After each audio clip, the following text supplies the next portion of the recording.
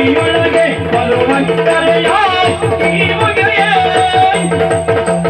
ಅಕ್ಕನೆ ಪ್ರಾಣವ ಕೈಕೊಡಿ ತಲೆ ಕಟಕಾಗಲು ಇದುದೆಂದರು ಸಿಕ್ಕಿದಿರಿ ಕೈಯೊಳಗೆ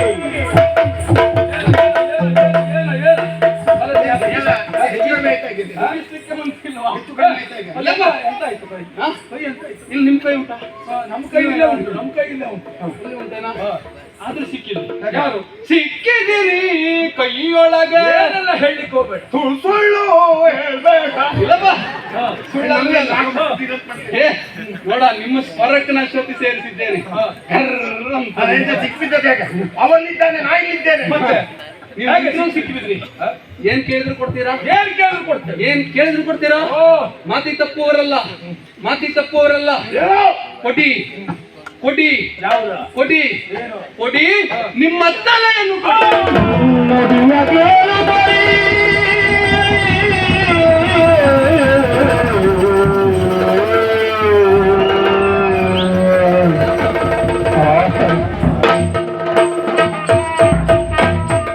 ಏನು ಮಾಡುವುದೆಂಬ ಪ್ರಾಣವ ಕೇಳಿದನು.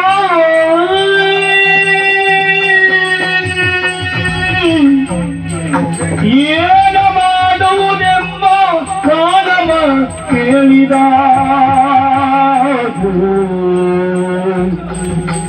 ಜಾಣತನದಲ್ಲಿ ವಂಚಿಸುತ್ತ, ಜಾಣತನದಲ್ಲಿ ವಂಚಿಸುತ್ತ ತಾನೀವೇ ಮೂತನಿಗೆ ತಾನೀವೇ ಮನದಿರ ಎಳುತ್ತಲಿ ನಂಬಿದಿ ತೋನೆಂಬೊಳೆದಂಥ ಮಾತಾ ಏನ ಮಾಡಲು.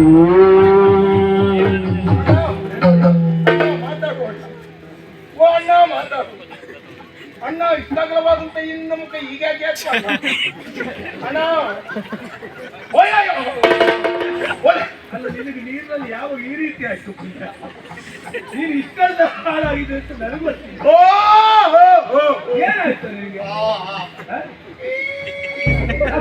ಎಂತ ಮಾಡ್ತೀನಿ?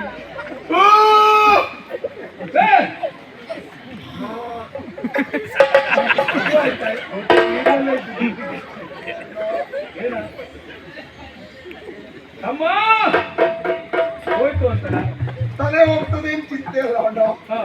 ತಲೆ ಹೋದ್ಮೇಲೆ ಪ್ರಾಣ ಇರುವುದಿಲ್ವಲ್ಲ ಅಂತ ಸಮಸ್ಯೆ. ಇದು ಒಳ್ಳೆಯ ಮಾತು ಅಣ್ಣ, ಇದೆಲ್ಲ ಎಲ್ಲ ನಮ್ಮನ್ನ ನಂಬಿಸಿ ವಂಚಿಸಿ ನಮ್ಮ ಗೋಣನ್ನೇ ಕೊಯ್ಯುವುದಕ್ಕೆ ಮುಂದಾಗ್ತಾ ಇದ್ದಾನೆ ಅಣ್ಣ. ಅಮ್ಮ ತಲೆ ಇಲ್ಲದೆ ಹೋದ್ಮೇಲೆ ನಾವು ಬದುಕ್ತೇವೇನು ಅಣ್ಣ? ಅಮ್ಮ ಏನ್ ಮಾಡು? ಇವ ಎಷ್ಟು ಕೆಳಗಿತ್ತು ಅಷ್ಟೇ ಮೇಲಿದ್ದ. ಎಷ್ಟು ಮೇಲಿತ್ತು ಅಷ್ಟೇ ಕೆಳಗಿದ್ದ. ಯಾವಣತನದಲ್ಲಿ ನಮ್ಮನ್ನ ವಂಚಿಸಿಬಿಟ್ಟ. ಎಷ್ಟು ಅಗಲ ಇದ್ದಾನು ಅಷ್ಟೇ ಇವ ಏನೋ ಕೇಳ್ತಾನೆ ಅಂತ ನಾವು ಭಾವಿಸೋದು. ಹೋಗಿ ನಮ್ಮ ಪ್ರಾಣವನ್ನೇ ಕೇಳಿದ್ನಲ್ಲ. ಅದು ಯಾಕೆ ಇವನಿಗೆ? ಒಂದು ಕೆಲಸ ಮಾಡು, ಇವನಿಗೆ ಯಾಕೋ ಬೇಕಾಗಿ ನೀನು ಮತ್ತು ತಲೆ ಕೊಡು. ನೀ ಹೇಗೆ ತಲೆ ಕೊಡ್ತೆ ಅಂತ ನೋಡಿ ನಾ ಕೊಡ್ತೆ. ಹೌದಾ ಅಣ್ಣ? ತಮ್ಮ ಹಿರಿಯವರು ಎದುರಿನಲ್ಲಿ ಕಿರಿಯವರು ಸಾಯಬಾರ್ದು ಅಣ್ಣ. ಅಣ್ಣ, ಇಬ್ಬರ ದೇಹ ಬೇರೆ ಆಗಿರ್ಬಹುದು, ಜೀವ ಒಂದೇ, ಉದ್ದೇಶ ಒಂದೇ. ನಮ್ಮಿಬ್ಬರ ತಲೆ ನೀವು ಹಬ್ಬ ಕೇಳ್ತಾನೆ ಅಂತ ಹೇಳಾದ್ರೆ ನಿನ್ನ ತಪ್ಪು ಕಲ್ಪನೆ. ಈಗೆಲ್ಲ ಕಿರಿಯವರು ಮತ್ತು ಸಾಯ್ತಾರೆ, ಆಮೇಲೆ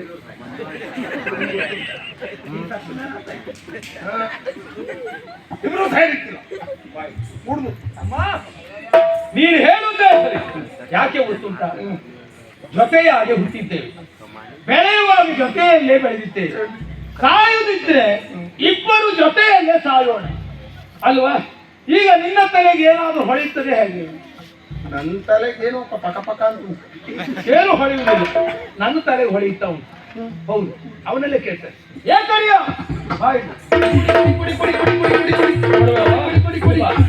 ಈಗ ನಮ್ಮ ಮೇಲೆ ಭರವಸೆ ಇಲ್ಲ ಅಂತ ನೀನು ಹೇಳಿದೆಯಲ್ಲ. ಹೌದು, ಈ ನಿನ್ನ ಮೇಲೆ ನಮ್ಮ ಭರವಸೆ ಹುಟ್ಟುವೆ. ನಾವು ಕೇಳಿದಂತ ಸ್ಥಳದಲ್ಲಿ ನಮ್ಮಿಬ್ಬರ ಪ್ರಾಣವನ್ನ ನೀವು ತೆಗೆದುಕೊಳ್ತೇವೆ ನೋಡೋ ಮಾತು. ಪ್ರಾಣ ಕೊಡ್ತೀನಿ ಅಂತಂದ್ರೆ ಎಲ್ಲಿ ತಕೊಳ್ಳಿಕ್ಕೆ? ನಾವು ಕೇಳಿದ ಸ್ಥಳದಲ್ಲಿ ವಿಶೇಷ ಅಂತದ್ದು. ಮೊದಲು ನೀನು ಏನ್ ಬೇಕು ಅಂತ ಕೇಳಿದ್ರೆ ನಾವೇನಾದ್ರೂ ಕೇಳಿದ್ದೇವೆ? ನೀವು ಕೇಳಿಲ್ಲ. ಆ ಮಾತು ಒಂದು ಹಾಗೆ ಉಂಟು. ಹೌದು, ಅದು ನೀನ್ ನಡೆಸ್ಕೊಡ್ತೀಯ ಅಂತ ಹೇಳಿ ನಾವು ತಲೆ ಕೊಡುವ, ಇಲ್ಲೇ ಕೊಡುವ. ಹೌದೌದು, ಬಿಡುವ. ನೀ ಎಲ್ಲಿ ನಾನು ಎಷ್ಟು ಸಿಗುತ್ತಿದ್ದ ಅದೇ ಮಾತೆ ಹೌದಾ ಮಾತದೆ. ಮಾತಲ್ಲ ನಮ್ಮ ಕಣ್ಣಿಗೆ ಕಾಣುವುದು ಯಾವುದು? ನಿಮ್ ಕಣ್ಣು ಏನ್ ಕಾಣ್ತಾ ಉಂಟು? ನಮ್ಮ ಕಣ್ಣಿಗೆ ಜಲವಾದಂತಾಗಿ ಮತ್ತೆ ಯಾವುದು ಕಾಣುವುದಿಲ್ಲ. ವಿಶಾಲವಾದ ನಮ್ಮ ಪ್ರಾಣವನ್ನು ತಗೊಳ್ತಾ ಅಂತಾದ್ರೆ ಆದ್ರೆ ಒಂದು ಬಿಂದು ಅಷ್ಟು ಸ್ಪರ್ಶ ಆಗಬಾರದು. ನೀರು ಅಂತ ಸ್ಥಳದಲ್ಲಿ ನೀ ತಲೆ ತಗೊಳ್ಬೇಕು. ಈ ಸಿಕ್ಕಿದ್ದ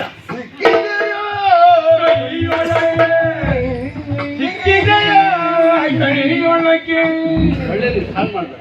ಸಿಕ್ಬಿಟ್ಟ ಪೂರ್ಣ ಹಾಳು ಮಾಡಾಯ್ತು ಮತ್ತೆ ಏನ್ ಮಾಡ್ಬೇಕು? ಪ್ರಾಣ ತಗೊಳ್ಬೇಕು. ನೀರಿಲ್ಲದ ಸ್ಥಳ. ನಿಮ್ಮ ದೇಹಕ್ಕೆ ನೀರು ಸೋಕಬಾರದು. ನೀರಿಲ್ಲದೆ ತೆಗೆದುಕೊಳ್ಳುವುದಕ್ಕಾಗುವುದಿಲ್ಲ. ನೀರಿಲ್ಲದಿದ್ದ ಸ್ಥಳ ಇಲ್ಲ, ನೀರಿಲ್ಲದಿದ್ದಲ್ಲಿ ಪ್ರಾಣ ಪಡಲಿಕ್ಕೆ ಆಗುದಿಲ್ಲ.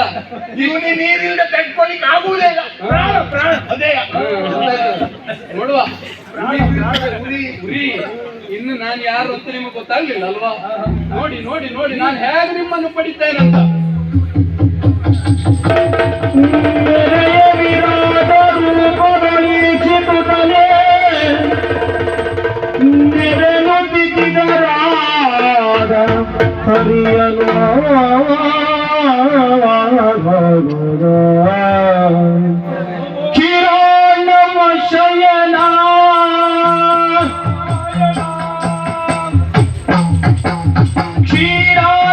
ಶಯನ ನಾರಾಯಣ ನೀರಜಗಳ ನಯನ ನಾರಾಯಣ ನೀರಜಗಳ ನಯನ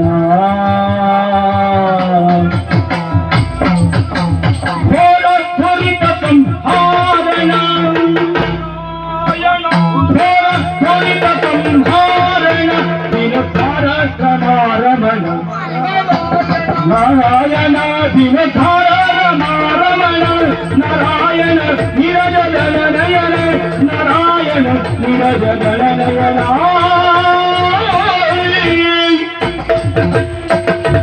ನಾರಾಯಣ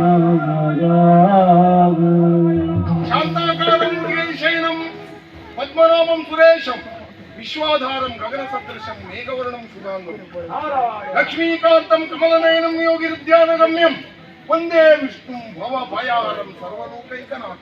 ನಾರಾಯಣ ನಾರಾಯಣ ನಾರಾಯಣ ಪರಮಾತ್ಮ, ನಿನ್ನ ಕರ ಸ್ಪರ್ಶದಿಂದ ಅಜ್ಞಾನ ಎನ್ನುವಂತ ಕತ್ತಲೆಯನ್ನ ಹೋಗಲಾಡಿಸಿ ಸುಜ್ಞಾನ ಎನ್ನುವಂತ ಬೆಳಕನ್ನ ಕಾಣ್ತಾ ಇದ್ದೇವೆ.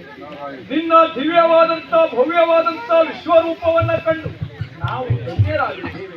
ನೀನೇ ಒಂದು ಹಿರಿದು, ನಿನ್ನಿಂದ ಸಿಡಿದು ಬಿಟ್ಟಂತ ಈ ಎರಡು ಬಿಂದು, ನೀನೇ ಪರ್ವತ, ನಾವೇ ಪ್ರಪಂಚ, ಎಲ್ಲವನ್ನ ನಿನ್ನಲ್ಲಿ ನಾವು ಕಾಣ್ತಾ ಇದ್ದೇವೆ ಎಂದು ತಪ್ಪಲ್ಲ.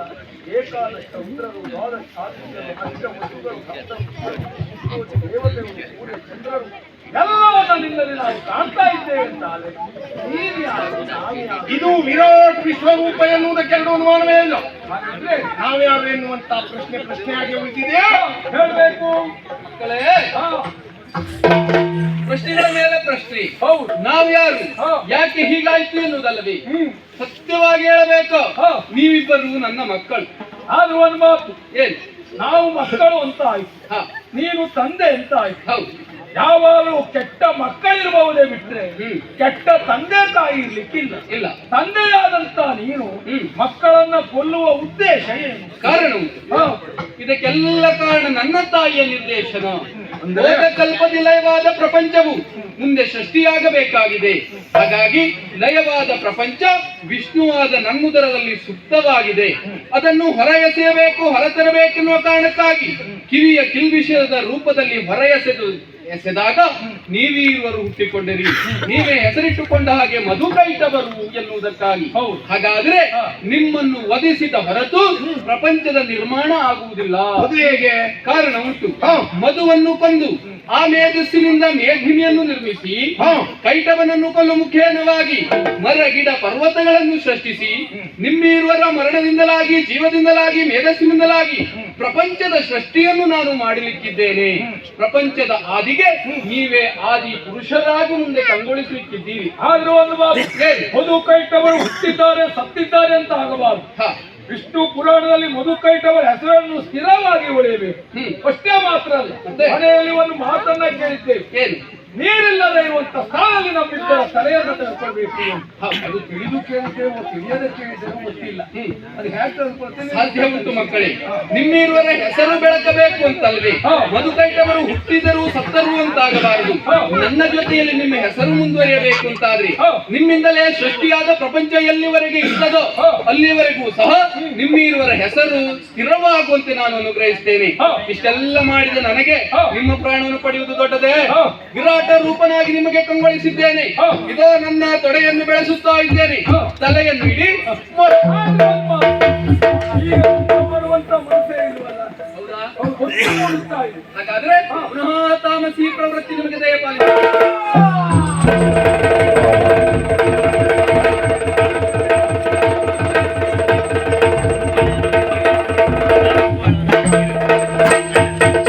ಮಧುಕೈಟವರನ್ನು ಕೊಲ್ಲು ಮುಖೇನವಾಗಿ ಮೇಧಿನಿಯ ನಿರ್ಮಾಣ ಎನ್ನುವುದಾಗಿದೆ.